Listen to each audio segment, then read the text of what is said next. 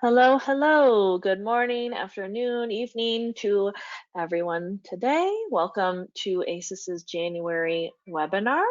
Wanted to go ahead and get started this morning and just kind of let everyone hop into the webinar before we get started. So I'll just give everyone a few more minutes to join in before we get started on the webinar today. But again, welcome in. We'll get started in a few minutes.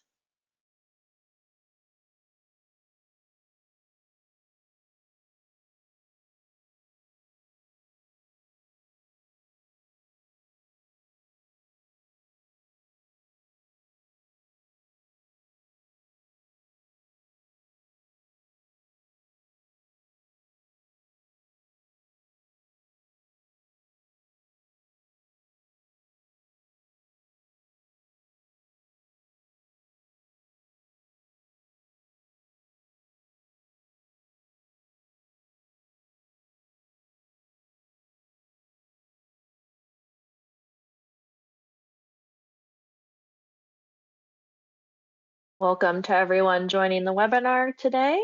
Just going to give everyone just a few more minutes before we get started.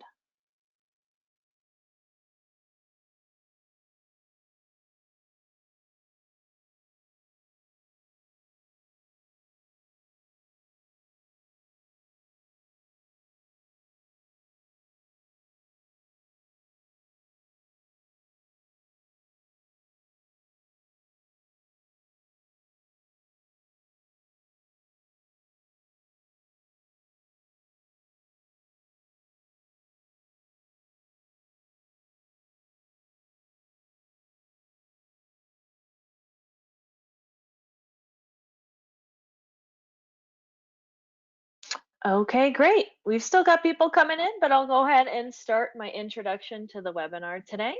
I'm Carly Sapola. I'm the Director of Operations for the American Solar Energy Society, and I'd like to thank you all for joining our webinar today.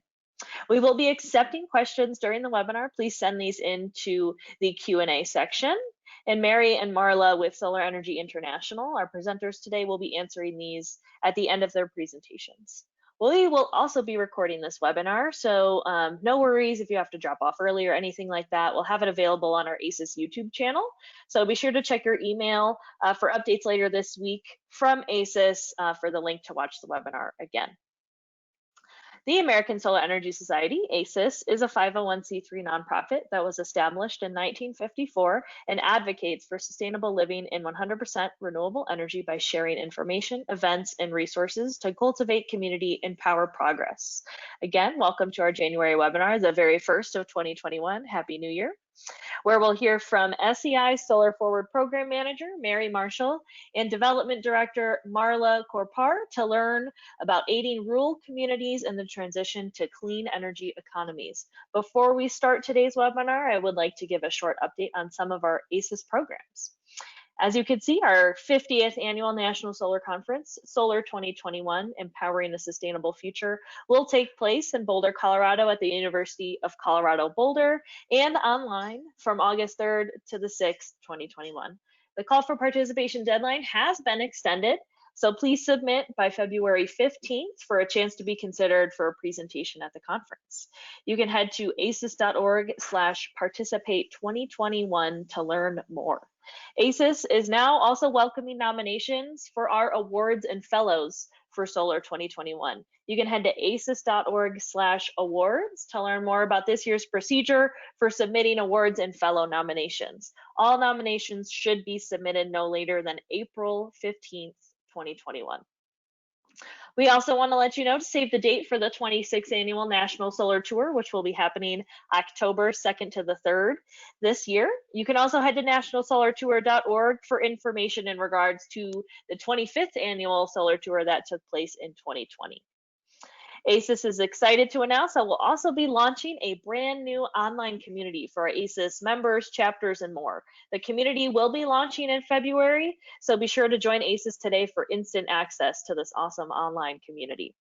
We are currently running a membership drive, and we're asking you to join, renew, or gift an ASES membership to help us double our membership by our conference in August. You can learn more about all of our membership options at ases.org/join.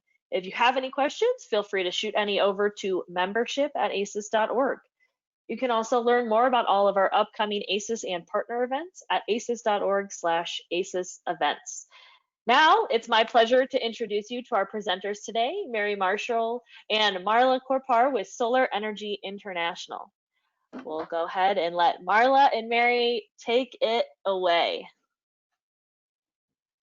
Wonderful. Thank you so much, Carly, and thank you, ASES, for having us here today. It's truly a pleasure, and I want to thank everyone who is here right now on our inauguration day. It's such a pleasure to get an hour of your time. I really appreciate that, and I hope you all are well.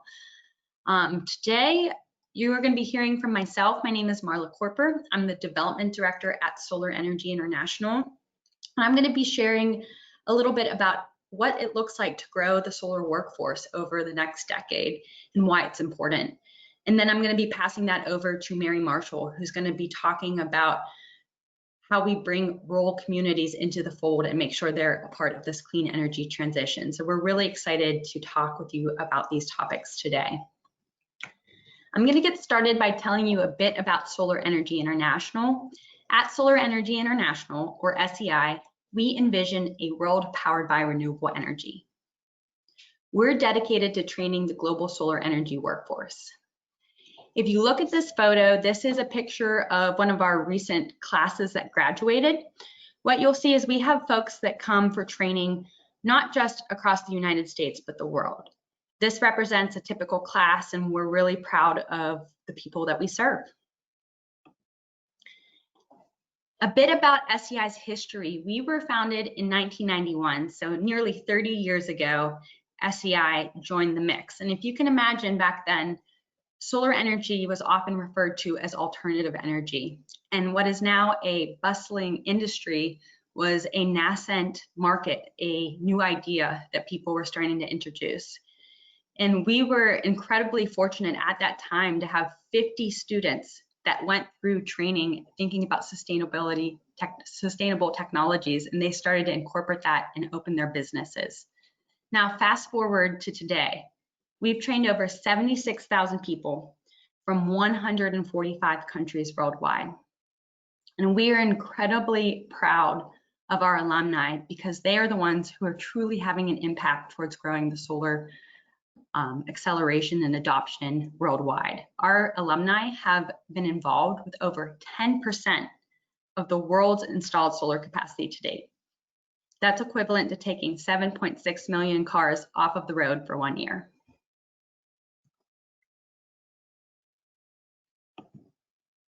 I'm going to start by showing you a video of what SEI's campus looks like in Colorado to give you an idea of what we do and how we do it. Hi, and welcome to our booth. You're probably here because you're interested in solar training. Whether you're just getting started with a career in the solar industry or you're a professional looking to expand your expertise. Come on in and join me as I give you a quick tour of our campus and tell you more about our courses. So what you see here is some of our PV lab facility, where students come from all over the world to get hands-on training and apply what they've learned in the classroom. During the Solar Training Week, students will install and commission different types of PV systems with highly qualified instructors.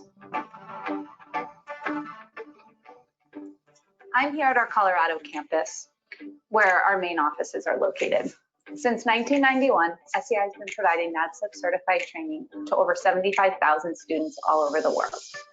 In addition to this Colorado campus, we also have training centers in Oman and in Costa Rica. But you don't necessarily need to travel to get your solar training. Let me show you what I mean. With our online campus, you can train from home. You'll still be connected to our experienced instructors, and you'll be able to connect with other students through our forums. So welcome to our student lounge. This is where students take breaks throughout the week and network with one another, instructors, and staff. We have a fully equipped kitchen, solar roasted coffee for you in the morning, cold water throughout the day, and other amenities. As I mentioned earlier, all of our trainings are NADCEP certified, so you can receive your required educational contact hours and continuing education requirements. SEI is also an accredited IREC training provider, which means that our curriculum meets the highest standards in the industry. So come chat with us. We'd love to meet you and get you started on your path in the solar industry.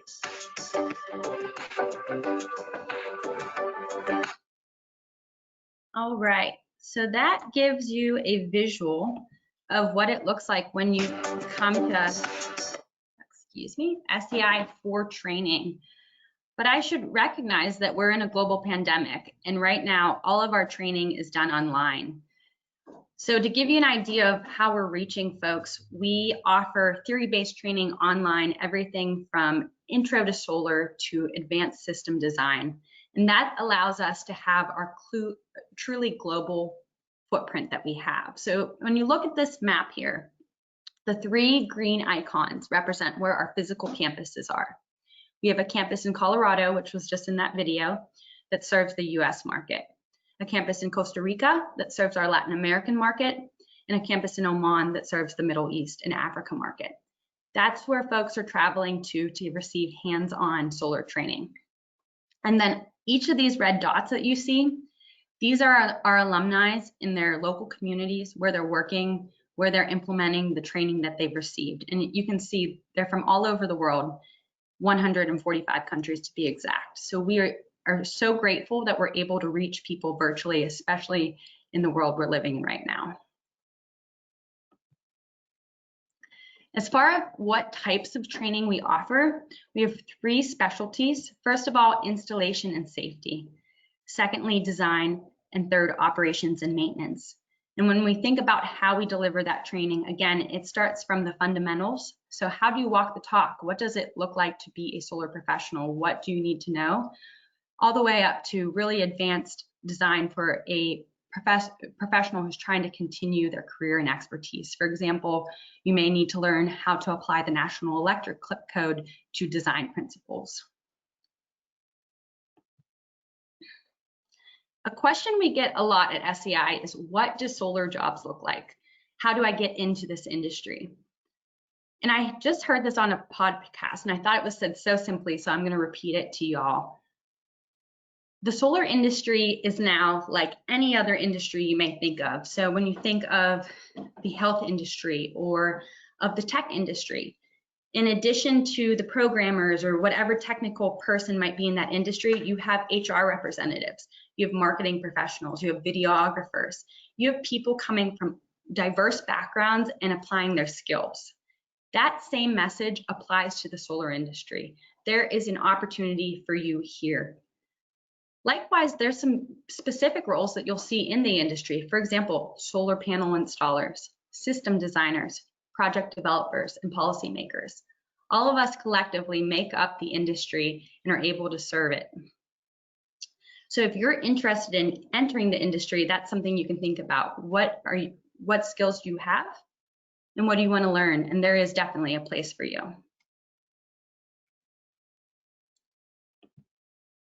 So to make that statement clearer, I wanted to show some examples of what SEI students look like. What pathways have they taken to land a job in the solar industry? So I'm going to start by highlighting Vanessa. Vanessa Ramirez is a quality assurance inspector, and she's been in the industry for 5 years. She's been working with quality assurance and recognized that she wanted to grow her career, so she's working towards being NABCEP certified. She also is a single mom and has 3 kids, so she wasn't able to afford SEI training. And something that we're talking about a lot is how do we make sure that training is accessible to everyone? So Vanessa was able to get a scholarship through SEI via our partnership with Swinnerton Renewable Energy, and she received the Women in Solar Scholarship. So she was able to take our PV 101 and safety training courses that count towards her NABCEP certification and will help her to continue to grow her career path. Another way into the industry, as an example, is Martin Bykowski. So Martin's background was in the health field. He is an IT professional and he worked in healthcare for about 15 years. And he had a real passion for sustainability, addressing climate change, and wanted to get into solar. So he recognized he had translatable skills, but wasn't sure how he could show what applied to solar, and that's where he came to SEI. He came and took our residential and commercial photovoltaic system certificate, which is a series of 5 courses, starting with the fundamentals and getting into pretty in-depth topics that allowed him to take his existing skill set and then apply solar education, skill set, terminology to be able to hit the ground running. And now today he works as a transmission and distribution field engineer. And then a third totally different pathway is Brianna Fuller. Her background was in teaching and customer service. So most recently, she was abroad in Asia teaching English when the pandemic hit. And because of that, she came back to Georgia, where she's from, and she's unemployed. And she saw this as an incredible opportunity to transition into solar because she had always had a passion for sustainability, wanted a way to work in this field, and now felt like a perfect time. Again, because she was unemployed, she didn't have the dispensable income to be able to pay for tuition. And that's, again, where our scholarship opportunities really are a way that we can make sure that we have access for everyone. So she received a scholarship from our partnership with Duke Energy and took our foundational course, PV 101, and is now looking for a job in solar cells within the industry. And that will be her first step into the industry. So again, I'm sharing these stories with you to show that there are so many different pathways into this industry and that there's truly room for everyone. The other thing I want to share, in case you're someone who are interested in starting your pathway into solar, taking your first step towards a career, is that SEI has $50,000 worth of scholarships that we award each year to folks who want to join this industry. So I encourage you, please explore those pathways if they're eligible to you, and join us because we need you. And if you're wondering how you do that, the first step is to go to solarenergy.org, our website.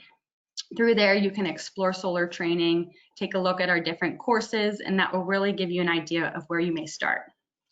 I'll share my experience starting at SEI as a student. My background is in oil and gas. I was an environmental engineer.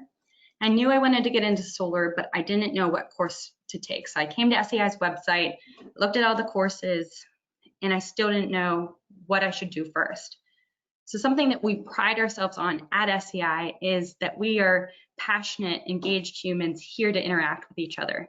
So I was able to call our student services team and talk to an advisor who understood my background and where I wanted to go, and then told me what classes I should take as a result. So that is available to you as well. If you decide that you prefer to talk to someone on the phone, you can go to this contact piece right here and talk with one of our student service advisors. All right, this is a startling photo, and I put this here to evoke emotion. When I look at this, it gives me kind of a tight stomach. It makes me feel a little bit worried and fearful. And that's my initial point. I was trying to grab everyone's attention. But I want to move past it because what I'm trying to say here is that we acknowledge that climate change is real and that we essentially have 12 years to act or fail to act to reverse climate change and make it livable for our planet.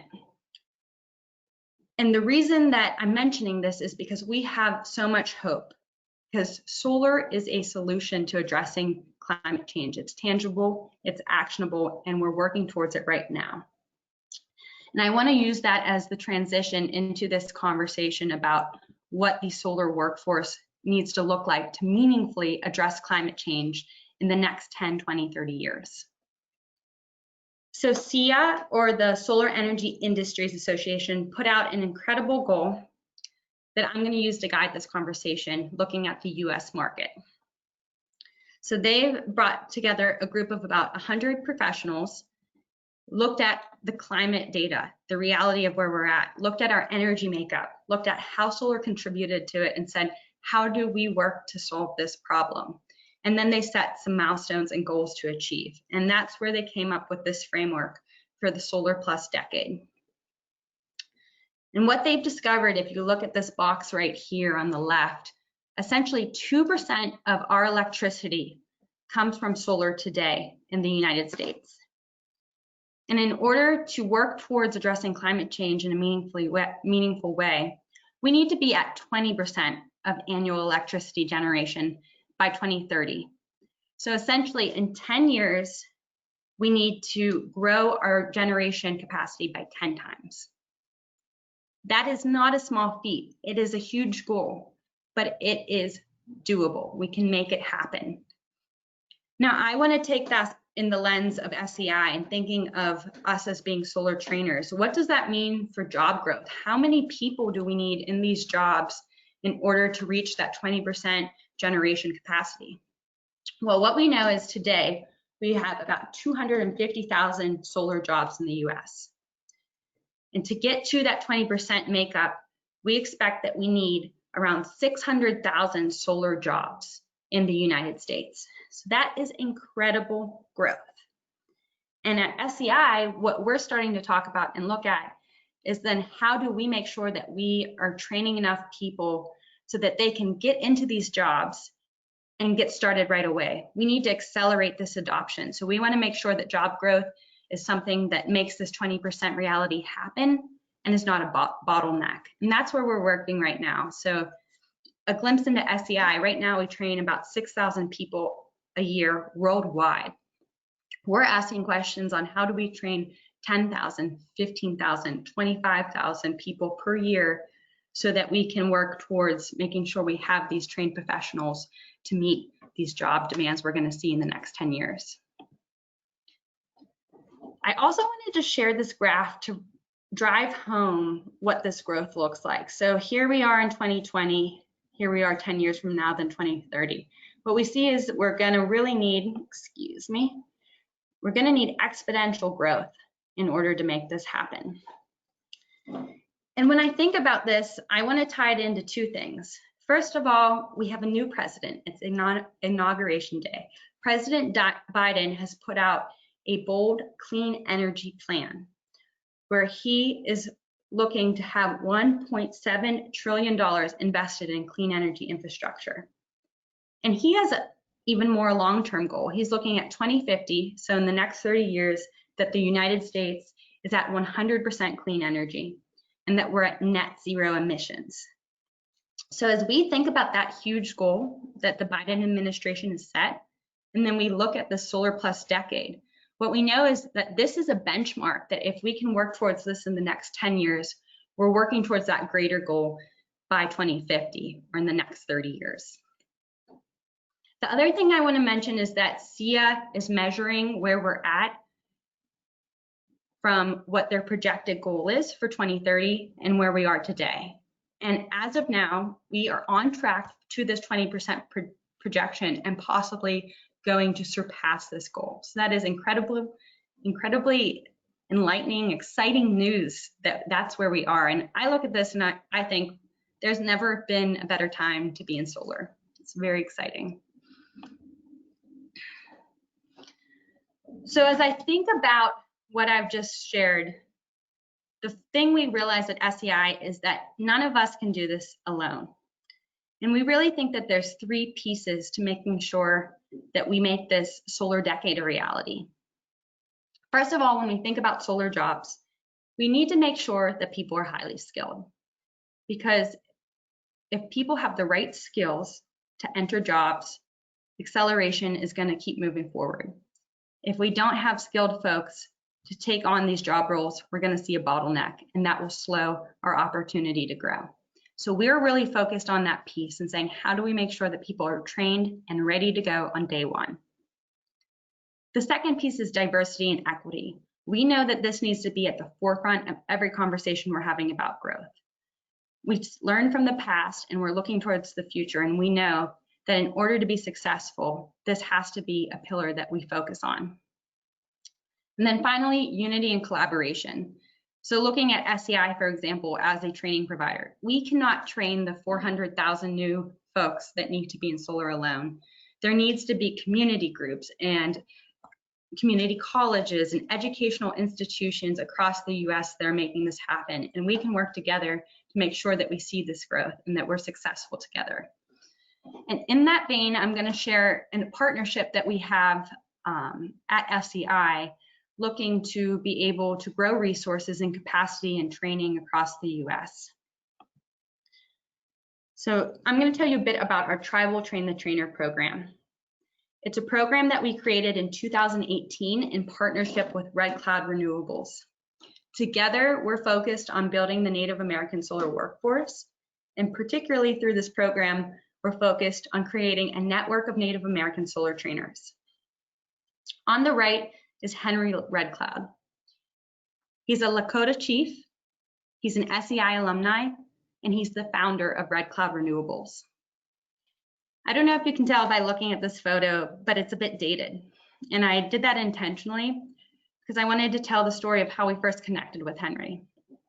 In the 90s, Henry had this vision for how Native Americans could reconnect with the land, the water, the resources that they love to be able to see economic resilience and prosperity. And he saw solar as one solution to that. So he got in his truck and drove from South Dakota to Colorado. He camped overnight to start SEI training on a Monday morning. And the way that he came to SEI is much like how our partnership has grown. He was walking through the field in the morning before training. He talked to an SEI employee, shared his vision. And from that point, we started sharing resources with him, solar panels, infrastructure, et cetera, trainers to help him get his process running.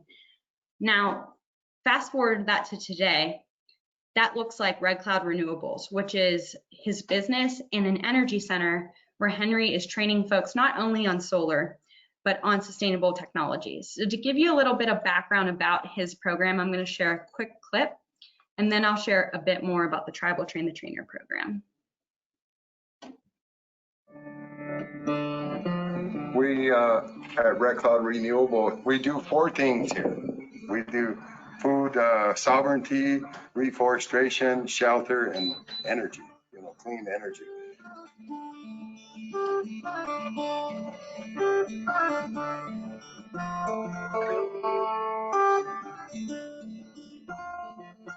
Out of the 560 plus federally recognized tribes, we're working with 37 of those tribes, creating an economic opportunity through existing tribal programs, helping people to go to work in their own communities. March 13th. So what you just saw in this video, that is where Red Cloud Renewable Energy Center is headquartered in South Dakota on Pine Ridge Reservation. And what Henry has built there is a training center for Native Americans. As he mentioned, he's worked with 37 tribes across the Northern Plains. So whenever we decided to work together and grow our partnership, the question we asked is, what's next? What do you need to continue to grow your energy center here in South Dakota? And the opportunity was pretty obvious. The solar industry is growing. There are so many opportunities for job, local development, et cetera. And Native Americans have land and resources and people that are available to be a huge part of this. So what Henry wanted to do is go from teaching pretty intro level solar classes, off-grid technologies, smaller systems, to be able to teach and then help people get into solar jobs, much like we're seeing across the industry. So that's why we decided to create the Tribal Train the Trainer program, or the T4 program, where we're really focused on building capacity for trainers. So through the program, what we do is each year, a cohort of Native Americans that are interested in becoming solar trainers apply for the program and are selected based on their interest, availability, and past experience in solar. What you're seeing here on the left, this photo, this is our first cohort. We had 9 folks go through our first training cohort. And it's an intensive process. So the first step in the process is at Red Cloud Renewable Energy Center. The trainers receive SEI training in tandem with SEI instructors. So they're learning our curriculum, and then they're working with instructors to learn how to teach it at the same time. Then they travel to Paonia in Colorado for 2 weeks, and they do our hands-on installations. And at the same time as they're learning to teach it. And the third step is then they take what they've learned and they become the primary trainers. We do a class where both the cohort trainers and SEI instructors work together to train a group of Native Americans interested in entering the solar industry. That's what you're seeing here on the right. The T4 trainers lead the class, and SEI instructors act as mentors along the way to help guide the process.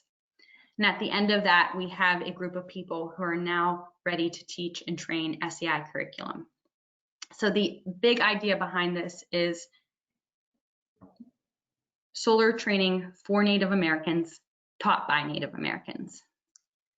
As we think about as this grows, essentially, SEI will start to be able to step out of the picture, and the Red Cloud Renewable Energy Center will really be the primary place where this is taught. They'll be running a class schedule, bringing more people through training and doing the day-to-day operations.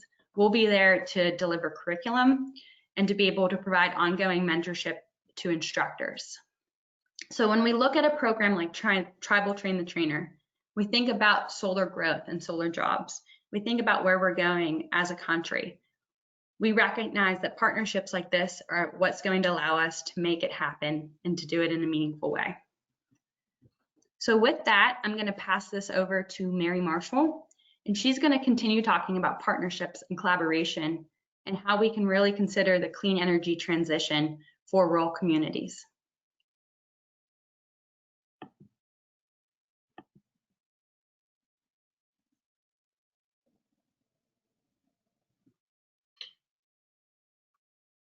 Thanks so much, Marla. That was a great presentation. All right, thanks so much for joining us here today for this webinar. And again, thank you so much, ASES, for hosting SEI to talk about some of our programs.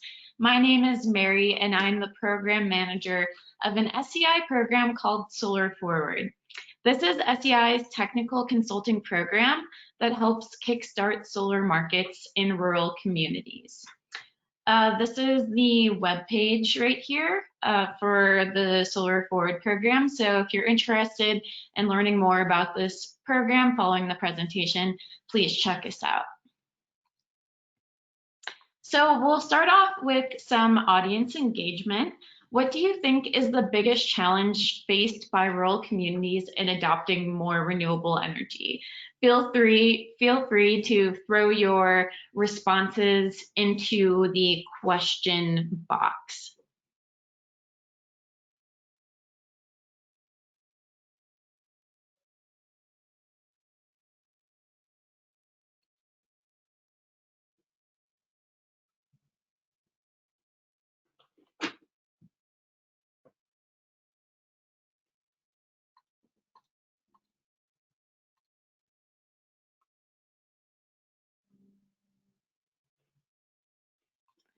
All right, thanks for your questions. Hopefully we can get those answered and all of those points covered throughout this presentation. So today we will cover why solar in rural communities, what is the Solar Forward program, what tools does this program have to offer communities, and what challenges do rural communities face in solar market development.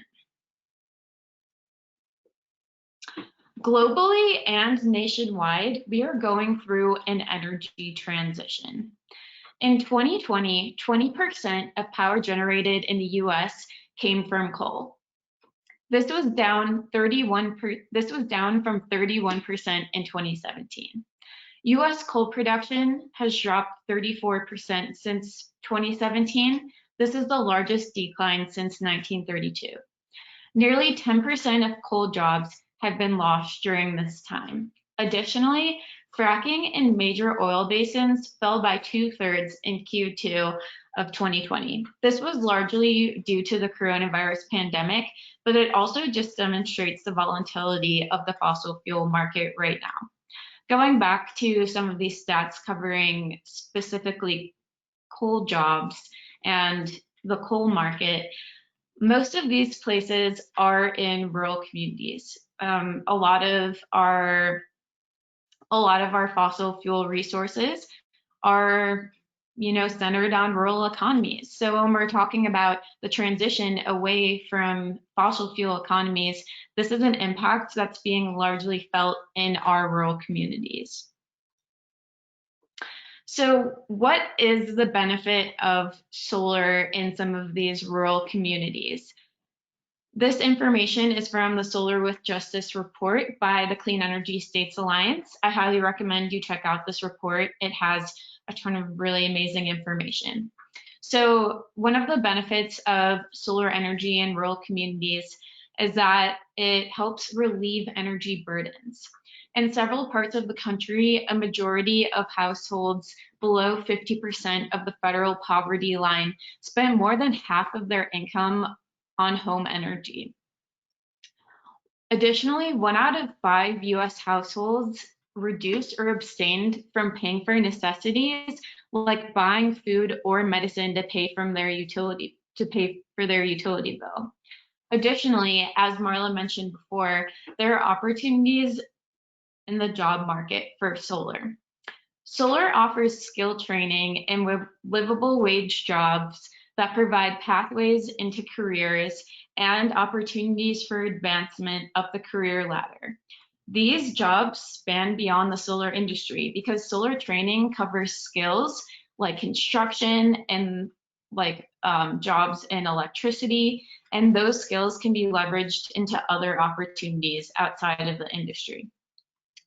Another benefit that related to employment opportunities is that solar is an investment in community infrastructure. So for example, if businesses and commercial entities get solar panels or enact renewable energy or energy efficient practices, by investing in renewable energy and not having to pay those utility bills, they're increasing their own capacity, which also could eventually lead to them hiring on more folks in the community.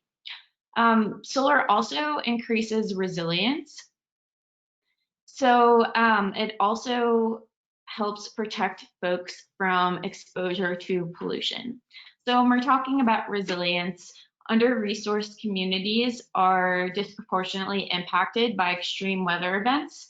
And when we're talking about rural communities, especially here in Colorado, we've seen folks in rural communities who are at risk from the rampant wildfires we've seen over the past few years. And then when we look at the Great Plains across the US, that region has been impacted by tornadoes, by winds, severe storms. These are also places that, have some of our major food sources, our major agricultural hubs. So additionally, pollution. Under-resourced communities incur disproportionate health impacts from traditional sources of electricity. When we're talking about rural communities, we're talking about places that are located near coal. Coal-fired power plants are often located in under-resourced communities. Studies have shown that over 3,000 deaths are attributed to fine particle pollution from US power plants annually. And finally, there are social benefits to solar energy as well. Large-scale solar development can be a source of public tax revenue, which can be put towards services that benefit under-resourced communities. Solar installed on buildings of nonprofits can channel more financial savings and resources toward community-facing events. And also, solar can make energy decision-making more democratic. So we have here a map from the Sierra Club that has legislation that shows legislation that has been passed related to 100% renewable or 100% clean energy goals. As you can see, a lot of this legislation, but not all, tends to trend toward urban areas, coastal states, and liberal states. Considering some of the points made in the past slide, rural communities can benefit the most from some of these positive aspects of renewable energy and solar energy but they often lack the resources to achieve these goals or resources to provide community education. And what are some of these resources? Well, when you look at, some of these bigger cities, they have sustainability departments, they have the human capital in the form of nonprofits that have their entire missions dedicated to passing some of this legislation. And if you look at this map, there are places like mid-Illinois and places across the plains where you see there, Wyoming, for example, as well, there really isn't the same amount of renewable energy legislation. This is why the Solar Forward program was created. Solar Forward envisions a world where barriers to clean energy adoption are addressed by local grassroots economic and policy solutions. While each community's solutions are unique, together they are a collective force in addressing the climate crisis. A little bit of background on how this program was created. As Marla mentioned before, SEI is located in Western Colorado. It's located in Delta County, which is a rural community, and it has historically been a coal mining community. Back in 2015, 2 of 3 major coal mines closed down in this community, and that greatly destabilized the local tax base, and additionally, the community suffered from hundreds of lost jobs. SEI, being located in Delta County, wanted to help with local economic resiliency and local economic diversification in a way that aligned with our nonprofit mission of a world powered by renewable energy. So we did this in a 2-pronged approach. First, kickstarting and supporting a solar market. SEI utilized the Solarize model, which is a bulk purchase Solarize program that engages local installers and includes marketing to get folks to go solar together. And we also adapted our SEI curriculum to create a high school trade training program as well. So we are helping to create and support a solar market, and then we were training a solar workforce. So we asked how we can systemize and scale this program to meet the needs of rural communities across the state. Since then, we have expanded this program throughout the state of Colorado. Since the Solar Forward program launched, we've seen over 1.5 megawatts of new installed solar across Colorado in rural communities. This is over 250 total PV systems in rural communities and nearly 24 new jobs in rural communities. Including the 3 counties that we're taking on this year, this program has been to at least 8 counties so far across the state. So what is the Solar Forward program? It leverages the technical expertise of an industry-leading solar training facility to help rural communities meet local sustainability goals, achieve economic development benefits, and create jobs. Another reason why we saw the interest and the success from creating solar markets in places like Delta County that was affected by coal mine closures is that by creating local energy in your community, that's money and funds staying in the community that needs it the most, instead of going outside of the community to pay utility bills from a wholesale electricity supplier. For other counties who are interested in implementing a similar program like we did in Delta County, Solar Forward offers free technical consulting in the form of an advisor who partners with a local nonprofit on the ground. You also get access to the Solar Forward Toolkit. This toolkit is compiled by SEI curriculum developers, and it makes it easy to launch these outreach initiatives across your community. Additionally, SEI workforce development and training is a feature of this program, and we also incorporate our for-profit spin-off engineering service, SEI Professional Services, for third-party consultation. This is how the program works. A nonprofit who is interested in implementing a Solarize program will apply to participate in Solar Forward. They then are paired with a technical advisor and a toolkit that is meant for implementing these initiatives. They're able to keep that toolkit indefinitely. And the idea is that we're empowering folks on the ground to implement education in their communities on solar energy in the hopes that they will continue these efforts for years to come. So when the technical advisor starts working with this nonprofit, they become on-the-ground program coordinators and they implement this campaign in their community. And then that partnered community group, county, or region will benefit as a whole from the new solar market. Now I'm going to talk a little bit about the toolkit. The toolkit includes technical resources that you would need to launch a campaign to introduce solar into your community.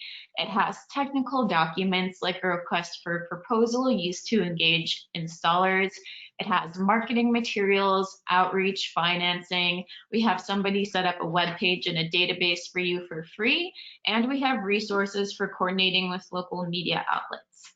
Additionally, we have a technical advisor who will help meet with you in person and virtually to really help you use these tools. We have some visuals here of some of the tools in the toolkit. We have in the toolkit webinars, like the How to Select Your Solarized Installer webinar.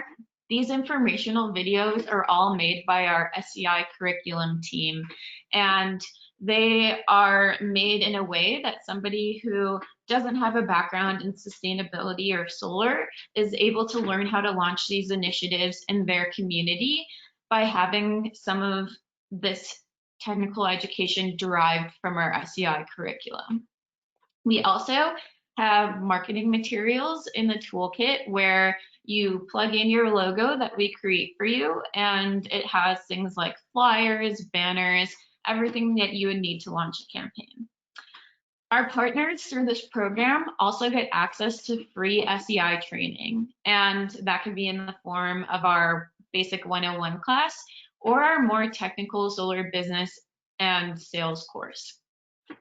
And of course, as we've learned this year, things are totally unexpected, and a lot of times you can't implement an in-person campaign. So this year we have piloted launching virtual solarized programs with our communities, and they have been successful. So now we have an entire addition to the toolkit that's totally virtual. We also have scholarships available for your community members. So we award scholarships to local members of your community who would be interested in joining the solar industry or working for installers in this program. We also have our engineering company, SEI Professional Services, that is available to offer quality support for local installers. So a lot of times, especially when we're working with more isolated rural communities that aren't by big cities, there might be a lack of an existing solar installation company, or there might be folks who install solar, but they have very limited capacity. SEI Professional Services is able to work with these installers on the ground to make sure that they have support that they need for their quality of installs, to make sure that these businesses are scaling up safely and according to the quality of the solar industry. So I started off this presentation with talking about the unique challenges that folks face in rural communities when it comes to adopting renewable energy or solar energy. So I have one of our partners here, Hunter Edberg, who was in Gunnison County, and he's going to talk a bit about his experience with some of the challenges that he faced implementing a solarized program in Gunnison County and how this program helped. I would say, as far as like pushback on renewables, we received relatively little in Gunnison, but I still feel like in general there's still a fair amount of confusion around renewables, and I don't think that's a Gunnison specific thing. I think that's across the country and probably across the world in a lot of places. That they associate it with more expensive electricity, which, you know, maybe 10 years ago that was the case, but prices have come down so far now that it's competitive with even natural gas. And so I think there's just a lot of, I don't want to say ignorance, because that's not the right word, but just people who didn't know the benefits, who weren't sure that it could work for them, who weren't sure that it could work for the county. And I think, you know, in a lot of, especially coal and oil regions, you know, there is a local love for that because it's provided them with economic capital for a long time. And when you come along, they were going to get rid of that and replace it with something new. If that's all you say, then yeah, there's going to be a lot of pushback. So I really think in a lot of these places, especially in the West, like especially our neighbors to the north in Wyoming, as that transitions out of coal, there's going to be a lot of resources and a lot of help needed there to make that transition. Because if you just swap out, there's going to be a lot of people kind of left in the dust when it's settling. And so Hunter touched on a few different challenges that are faced by rural communities in adopting more solar energy. Stemming back to one of the initial slides about the renewable energy transition, solar has the potential to be an extremely powerful tool for rural communities because they are rooted in being energy producers. But by introducing solar into the conversation, you empower rural communities to remain energy producers, however, to be energy producers in transition and to really lead the way in the fight against climate change and to really exemplify how to be a sustainable and resilient community who can really benefit economically from solar. But in order to do that, you do have to address some of these misconceptions nationwide and a stigma that exists in some places around going solar. The other point is that rural communities don't have the same amount of resources as more urban areas to facilitate the discussion and education around solar energy. And this program aims to address that barrier. You know, we really tried to make this program an empowerment model where after we share the resources and do the education, it is yours to keep and use indefinitely, because this program really provides the basis of a potential sustainability coordinator or a sustainability nonprofit in a community. We've worked with community partners that have just been a group of volunteers in a neighborhood who have created nonprofits to launch this campaign.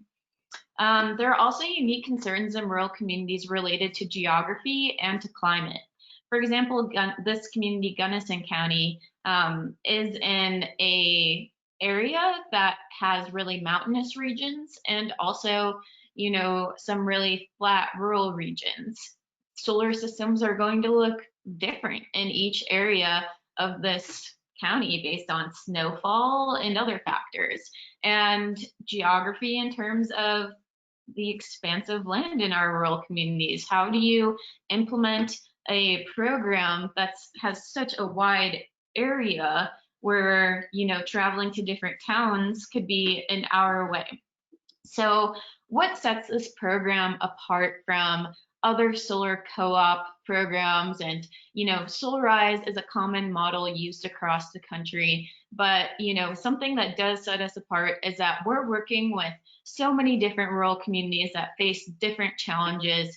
And as we work with you to really customize this program to your needs, those are solutions that we keep adding to our toolkit that we know another rural community is going to benefit from. So as we work with other communities, we're able to connect them with our network and give them some of these other unique solutions. So now we're going to hear, well, this is just some of the results of that program in Gunnison County. And we were really happy with these numbers, but even beyond this, this program had a really great impact when it comes to policy in Gunnison County, where solar supporters after this program actually came together to campaign to their local municipal utility, which ended up adopting more favorable net metering policies that opened up the market for years to come when it comes to the financial viability of residential solar installs. So now we have one of our installers here, Brad Burt, who is going to talk a little bit about his experience with the program and how it affected his company. We did solarize programs in Delta County 3 years running, from 2015 through 2018, of which you were involved with. Yes. And since Solarize began, we have grown about 4 times in gross sales. And I would say we've grown more than that in employment, full-time equivalents. Because I was working too much, especially at the beginning of Solarize. But that's evened out somewhat. So yeah, we're in a pretty good space right now. So it has been shown that education is directly correlated with solar adoption, and Brad is talking here a little bit about how the program really brought solar into the conversation in Delta County. They were able to generate enough leads that we were able to sustain the growth that we started that first year. And, we knew that when Solarize was over that we'd be on our own. So we ramped up our promotion and advertising and, increased our budget a few times to compensate for the loss of the Solarize campaigns. And, that was very successful. We were able to keep running and keep the jobs coming. And the long-term benefit of Solarize was that solar largely became known and way more mainstream in Delta County because of the Solarize campaigns. So it was great for the county and it was great for our company. To put this into perspective, before this program in Delta County, countywide, there is around between 5 and 7 total solar systems. And like I said before, this is a community that was primarily a coal producing county. So just this, as a result of this program, you heard from Brad, his business grew greatly, and there were over 400 kilowatts of new installed PV. So this is just the final kind of installment of the program, or our most recent update of the program is we just launched a partnership with the Colorado Energy Office, specifically their agriculture energy efficiency program. This is a really amazing program that works with local agricultural producers across Colorado, and it helps them with free weatherization and energy efficiency plans to help them with energy efficiency upgrades on their properties for their businesses. So the idea with our partnership is that we're working together across counties, solar forwards, kickstarting solar markets and building that solar energy workforce.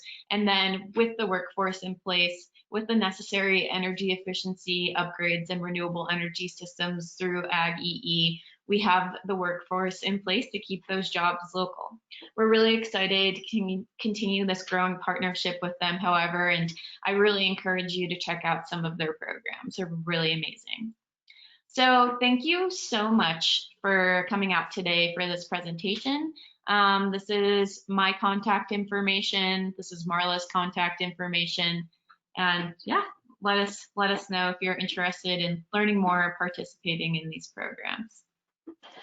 Yeah, I don't know, Mary, if you want to go back to that first slide where you asked that question, and I don't know if you want to go through some of the answers that you got, but we've also just got a couple general questions as well. So I actually couldn't see the questions in the chat as they came up. For some reason, I'm unable to see them, so I might need someone to read them to me. Yeah. So some of the answers were funding opportunities to help pay for the renewable energy, economics and business models of rural electric companies and the lack of contractors.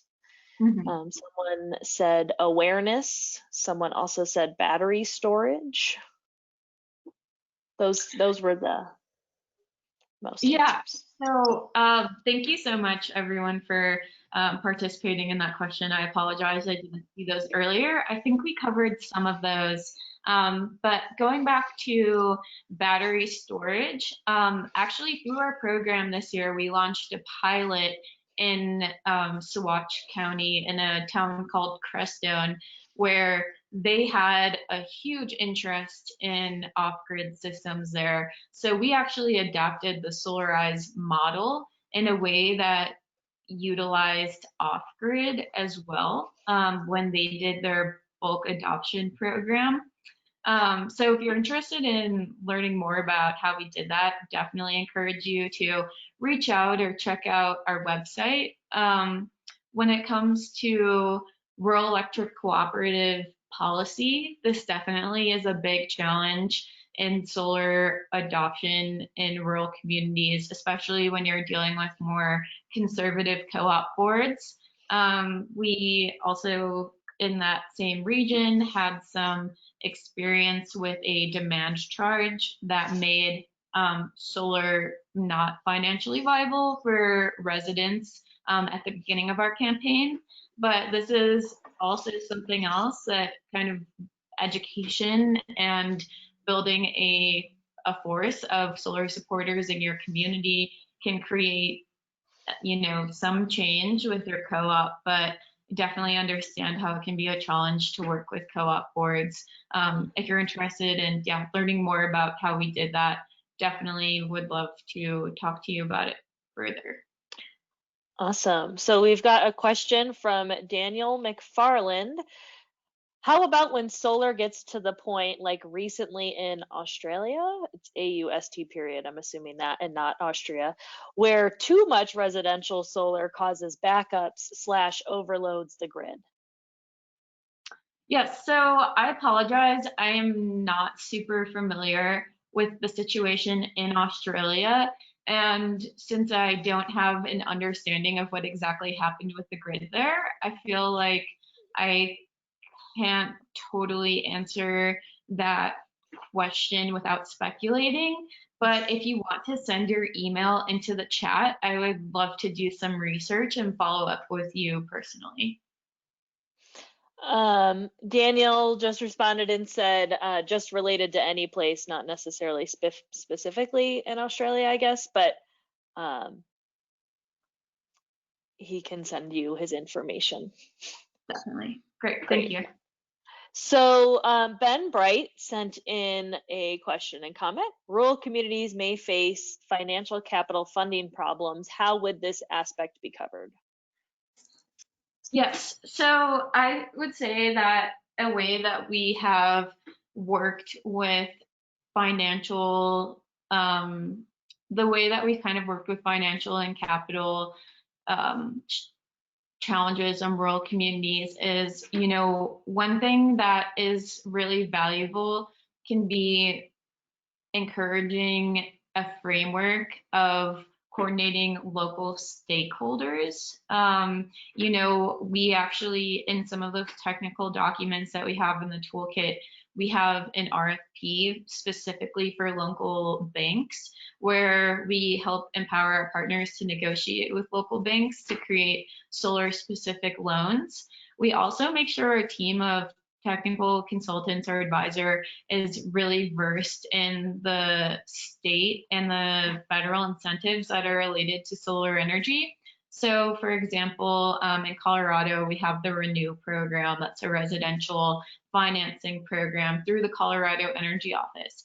And through that relationship and partnership, we're making sure that financial resources are available to community members and also encouraging our partners to facilitate with local stakeholders to take advantage of grant opportunities and ways to aid in this renewable energy transition. Awesome. Looks like we've got one more question from Jeffrey, can off-grid communities participate in the Solar Forward program? Yeah, so I would say that if your community is like totally not connected to the grid, I mean, there are areas in Crestone where that was kind of the issue that we ran into and why there is a demand for off-grid. And, you know, it is a challenge because you can't really stream, you can't have the same turnkey solarized process with off-grid systems because it's not as streamlined. There's way more variability in the cost of the off-grid system relating to sizing technology. But we did try to adapt the model to work with community members there to meet those needs. So to answer your question, in short, yes, that's a challenge faced by some of the communities that we work with, and we've met that this year. And I'd love to talk with you about it more. Awesome, cool. So those are all the questions that we got in. Marla or Mary, do you have any final comments? Thank you so much for having us. And Mary did a really good job articulating, and I'll say it too. We love to talk with people and share what we know and what we're doing. So if you have more questions, reach out and we'd love to be in touch. Awesome. Thank you so much, Mary and Marla and Solar Energy International. It was so great working with you guys today on this webinar. And thank you everyone who joined us today. We'll be in touch with the recording of the webinar later this week. Thanks everyone. Have a good day. Bye-bye. Bye.